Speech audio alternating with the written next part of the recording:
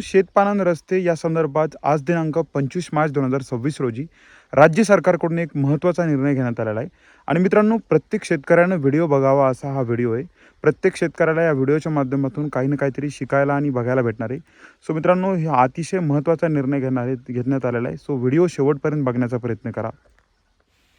तर मित्रांनो, तुम्ही बघू शकता आज दिनांक 25 मार्च 2026 हा जी आर आहे. आणि मित्रांनो, जी आर अतिशय महत्त्वाचा आहे. प्रत्येक शेतकऱ्याने बघावा असा जी आर आहे.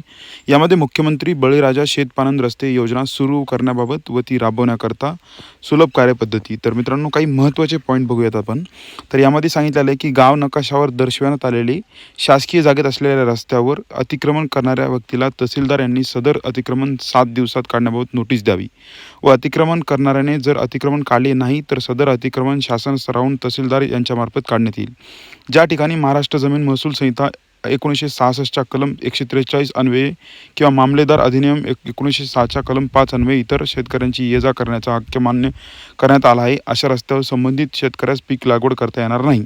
तसेच सदर रस्त्यांचे नुकसान करण्याचे आधार कार्ड फार्मर ID 5 वर्षाकरता ब्लॉक करण्यात येतील, असं स्पष्ट सांगितलेलं मित्रांनो पहिल्या मुद्द्यात की जर रस्ते अडवले तर 5 वर्षाकरता फार्मर ID व आधार कार्ड ब्लॉक करण्यात येणार आहे. दुसरा मुद्दा मित्रांनो, प्रस्तुत योजना राबवण्याकरता कोणत्याही प्रकारे भूसंपादन करण्यात येणार नाही. जे शेतकरी स्वतःहून त्यांची जमीन पाणंद रस्त्याकरिता देतील त्यांनी देण्यात येणाऱ्या जमिनीचे नोंदणीकृत दानपत्र बक्षीसपत्र हक्कसोड करणे अनिवार्य राहील. सदर नोंदणीकृत अभिलेखामध्ये लिहून घेणार म्हणून शासनाच्या वतीने संबंधित ग्राम महसूल अधिकारी यांना प्राधिकृत करण्यात येत आहे.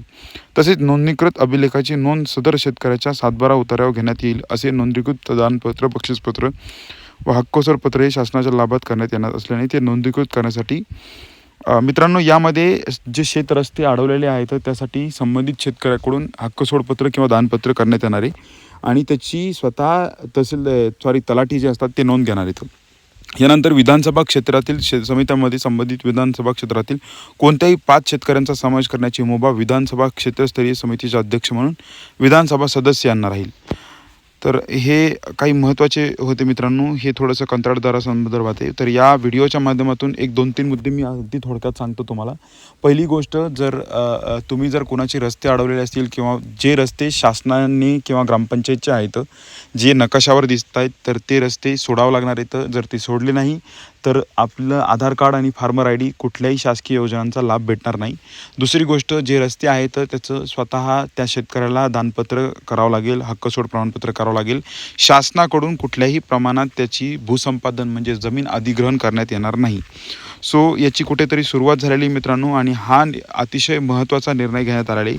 शेतकऱ्यांना स्वतः रस्त्यासाठी खूप परेशान व्हावं लागतं, तिथे वाहनं जात नाहीत, बैलगाड्या जात नाहीत. सो एक महत्त्वाचा निर्णय मित्रांनो आणि याची अंमलबजावणी मित्रांनो 1 एप्रिल 2026 पासून सुरू करण्यात येणार आहे. सो अतिशय महत्त्वाचा जी आर होता. हीच माहिती तुम्हाला या व्हिडिओच्या माध्यमातून द्यायची होती. आपला जर व्हिडिओ तुम्हाला आवडला असेल तर कृपया चॅनलला सबस्क्राईब करा, या व्हिडिओला लाईक करा. धन्यवाद.